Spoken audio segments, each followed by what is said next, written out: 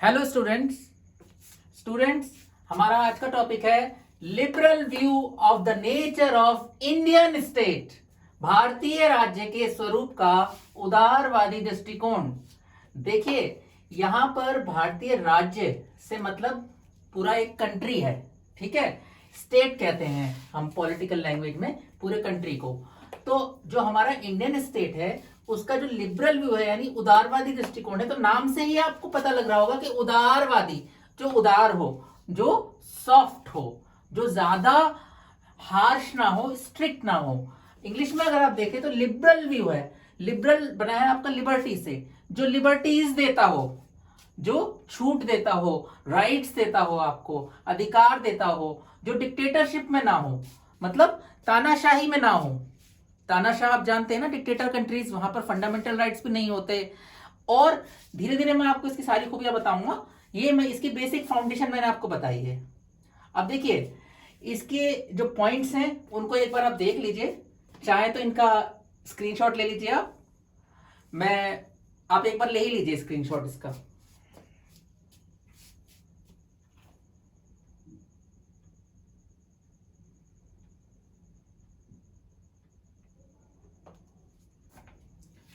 ठीक है, तो उदारवादी क्या कहते हैं कि मनुष्य एक विवेकशील प्राणी है। Man is a prudent animal, ठीक है। अब ये विवेकशील प्राणी क्या होता है? विवेकशील का मतलब उसकी बुद्धि, उसका विवेक, उसके अंदर इतनी समझ है कि वो अपने जीवन को कैसे जिए, इसकी समझ उसे होती है। और इसमें यह कहा जाता है कि व्यक्ति एक विवेकशील प्राणी है, अतः उसे बिना किसी अनुचित हस्तक्षेप के अपने भाग्य के निर्णय का अधिकार प्राप्त होना चाहिए।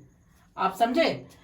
यानी कि उसकी लाइफ में ज्यादा इंटरफेरेंस जो अननेसेसरी की हो वो नहीं होनी चाहिए।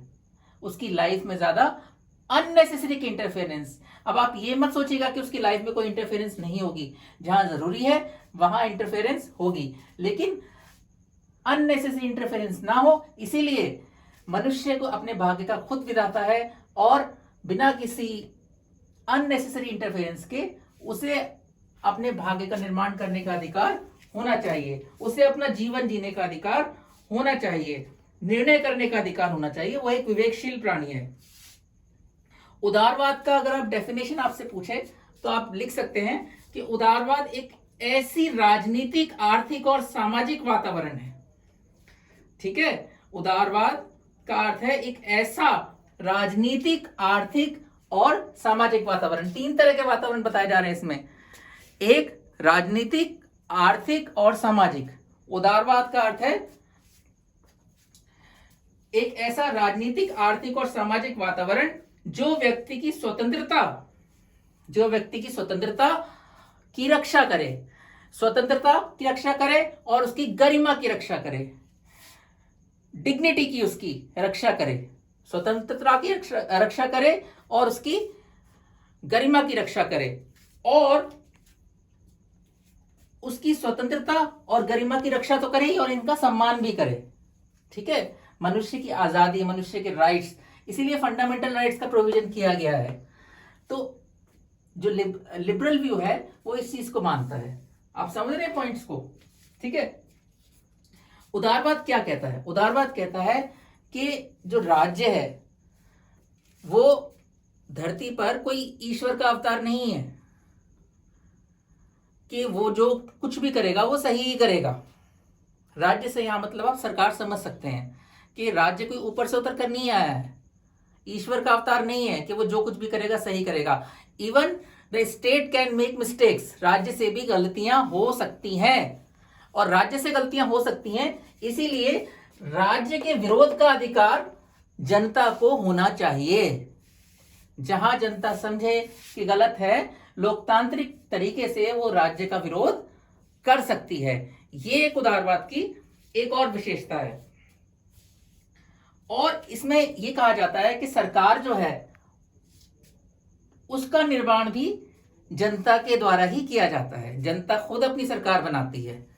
तो ना तो सरकार ऊपर से उतर कर आई है और ना ही सरकार तानाशाह है। सरकार जनता द्वारा चुनी जाती है, जनता के भले के लिए वो काम करती है। और अगर वो कोई ऐसा काम करती है जिससे जनता को नुकसान हो रहा हो तो जनता वहां विरोध कर सकती है। ये उदारवाद की एक विशेषता है। और राज्य जो है वो किसी खास वर्ग या समूह की संपत्ति या बपौती नहीं है। State is not property of any individual और ग्रुप। स्टेट जो राज्य है वो संपूर्ण जनता के लिए है। आप समझ रहे हैं, किसी भी खास वर्ग की या किसी वंश की, जैसे पहले राजा महाराजा होते थे तो उनके एक राजा होता था, फिर उसका बेटा राजा बनता था, फिर उसका बेटा राजा बनता था। उस तरह का सिस्टम में उदारवादी बिल्कुल नहीं मानते। आप समझ रहे हैं बात को। उदारवादी लोकतंत्र में विश्वास रखते हैं। किसमें विश्वास रखते हैं? लोकतंत्र, डेमोक्रेसी, डेमोक्रेसी में विश्वास रखते हैं ये, ठीक है। यूनिवर्सल एडल्ट फ्रेंचाइज में विश्वास रखते हैं। सार्वभौमिक वयस्क मताधिकार कि 18 साल से ऊपर का हर आदमी वोट देकर अपनी सरकार चुनेगा। इन चीजों में विश्वास रखते हैं। और भी बहुत सारी चीजों में विश्वास रखते हैं, जैसे कि ये कहते हैं कि फंडामेंटल राइट्स होने चाहिए, सिस्टम में ट्रांसपेरेंसी होनी चाहिए। इन पॉइंट्स में चीजें धीरे धीरे आपको क्लियर होंगी। चलिए, आपको फाउंडेशन इसकी समझ आ गई होगी। अगर आपको इसकी फाउंडेशन समझ आ गई है तो हम अब पॉइंट्स पर आते हैं। सबसे पहली और खास इसका विशेषता है रिटन कॉन्स्टिट्यूशन, यानी लिखित संविधान। जो उदारवादी हैं वो भारतीय राज्य के स्वरूप का जो अपना दृष्टिकोण देते हैं, वो कहते हैं क्योंकि भारत में लिखित संविधान है जिसमें की सारी चीजें क्लियर क्लियर मेंशन कर रखी हैं, और खास तौर से उसमें जनता के मौलिक अधिकार और जो सरकार है उसकी शक्तियां और सरकार की शक्तियों पर जो सीमाएं हैं उनका भी उल्लेख इसमें करा गया है। और सबसे बड़ी बात है कि पावर्स का डिवीजन इसमें कर रखा है। इसमें बताया है कि एक लेजिस्लेचर होगा, एक एग्जीक्यूटिव होगा और एक जुडिशरी होगी, और इन तीनों की अपनी अपनी पावर्स होंगी और एक दूसरे पर ये कंट्रोल भी करते हैं। कौन कौन से होते हैं? लेजिस्लेचर, जिसे हिंदी में कहते हैं विधायिका, एग्जीक्यूटिव जिसे कहते हैं कार्यपालिका, और जुडिशरी, जुडिशरी को हम क्या कहते हैं? न्यायपालिका। आपको पता है भारत का संविधान दुनिया का सबसे बड़ा लिखित संविधान है। इतना बड़ा लिखित संविधान दुनिया के किसी और देश में नहीं है, सिर्फ इंडिया ही है जिसका इतना बड़ा लिखित संविधान है। तो हर चीज इसमें क्लियर क्लियर दे रखी है। फंडामेंटल राइट्स दे रखे हैं, नीति निर्देशक सिद्धांत दे रखे हैं इसमें, directive principles of state policy, मौलिक कर्तव्य, फंडामेंटल ड्यूटीज भी दे रखी हैं, ठीक है। इतनी सारी चीजें इसमें दे रखी हैं। शासन व्यवस्था के स्वरूप क्या होंगे, उसके सिद्धांत क्या होंगे, ये सब इसमें दे रखा है। तो ये कुल मिलाकर ये कहता है कि संविधान ये कहता है कि संविधान ही सबसे ऊपर है। भारत का शासन संविधान के हिसाब से चलेगा, सबसे ऊपर संविधान है। वैधानिक रूप से संविधान सबसे ऊपर है, और लोकप्रिय रूप से जो संप्रभुता है वो जनता में निहित होती है। अब आप थोड़ा अगर कंफ्यूज हो रहे हैं इसमें, तो देखिए, अगर आप संविधान को पढ़ना शुरू करेंगे, इसकी प्रस्तावना, तो वो शुरू होती है हम भारत के लोग, आपने पढ़ी होगी। तो देखिए, जब वो शुरू ही हम भारत के लोग से हो रही है और उसमें एंड में लिखा है हम भारत के लोग ही संविधान को बना रहे हैं और अपने आप को ही समर्पित कर रहे हैं, तो संविधान में विधिक शक्ति तो है, लेकिन जो लोकप्रिय शक्ति है, अंतिम शक्ति, संविधान से भी ऊपर जनता है, क्योंकि जनता ही संविधान को अपने को बनाकर समर्पित कर रही है। भारत एक संप्रभु राज्य है, it's a sovereign country.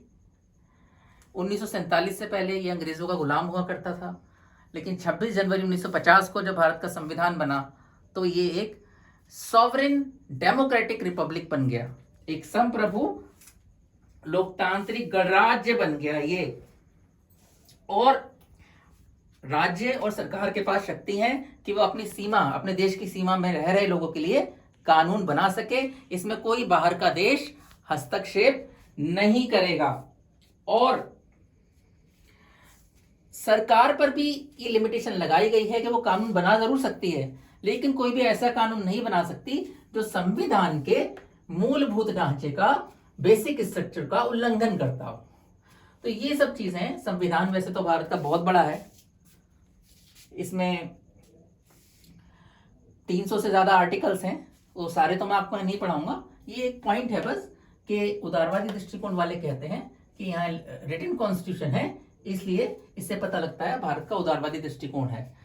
Second point आपका है पार्लियामेंट्री डेमोक्रेसी, संसदीय लोकतंत्र। ये एक बहुत अच्छी चीज है कि भारत में संसदीय लोकतंत्र है। देखिए डेमोक्रेसी तो है और वो भी पार्लियामेंट्री, यानी कि यहां पर डेमोक्रेसी का मतलब आप समझिए कि जनता अपनी सरकार खुद चुनेगी, अपने लिए चुनेगी। जनता के द्वारा चुनी गई सरकार, जनता के लिए चुनी गई सरकार और जनता की सरकार, उसे ही डेमोक्रेसी कहते हैं, लोकतंत्र कहते हैं।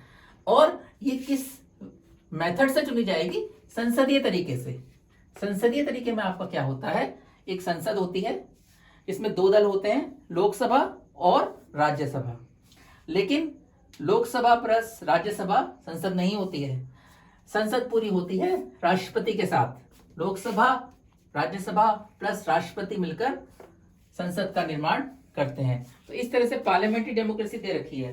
भारत जो है विश्व का सबसे बड़ा लोकतंत्र है। भारत विश्व का सबसे बड़ा लोकतंत्र है, जानते होंगे आप ये बात, जनसंख्या के हिसाब से। और यहां पर हमेशा संसदीय प्रणाली को स्थापित करने का ही प्रयास किया गया है। तो लोकतंत्र में क्या होता है, जनता के द्वारा सरकार चुनी जाती है, इसीलिए उसे लोकप्रिय सरकार, ठीक है, उसे लोकप्रिय पॉपुलर गवर्नमेंट कहते हैं। जैसे हमारे इंडिया में है, इस समय हमारे प्रधानमंत्री कौन है? श्री नरेंद्र मोदी हमारे प्रधानमंत्री हैं। तो उनको किन्होंने चुना है? किसने चुना है उन्हें? जनता ने ही चुना है ना। तो वो लोकप्रिय सरकार के लोकप्रिय प्रधानमंत्री हैं, ठीक है। या इसका सीधा सा मतलब यह है कि वो संसदीय तरीके से, लोकतांत्रिक तरीके से चुने गए प्रधानमंत्री हैं। आप लोग समझ रहे हैं इस बात को?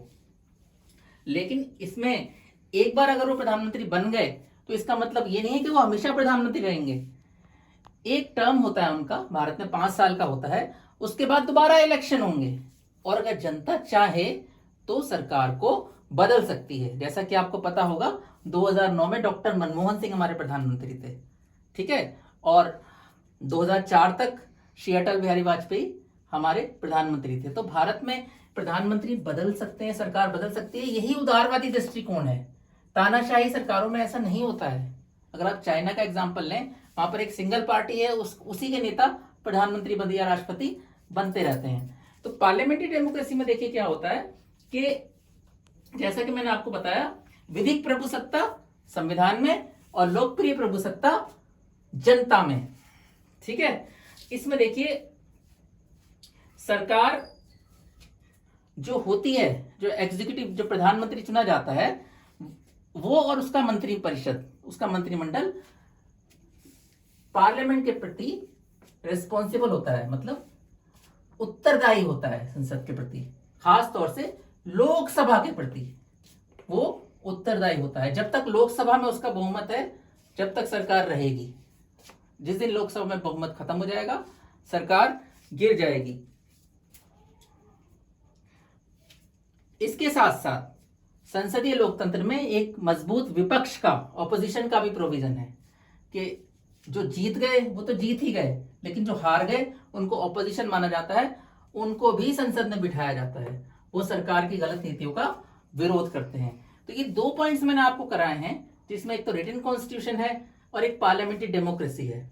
मुझे उम्मीद है आपको ये पॉइंट समझ आए होंगे। अगर आपको वीडियो से रिलेटेड कोई एडवाइस देनी है, कोई कमेंट देना है, तो प्लीज कमेंट बॉक्स में लिखिए। आपसे रिक्वेस्ट है, वीडियो को लाइक करिए, सब्सक्राइब करिए और शेयर करिए। अभी मैं आपके ये 2 ही पॉइंट करा रहा हूं इस पार्ट में, अगले पार्ट में मैं आपके आगे के पॉइंट्स कराऊंगा। तो आपसे उम्मीद है कि आप वीडियो को लाइक करेंगे और अपने सुझाव जरूर अपने कमेंट बॉक्स में लिख कर दीजिए। मैं वीडियो में और सुधार करने की कोशिश करूंगा। Thank you very much.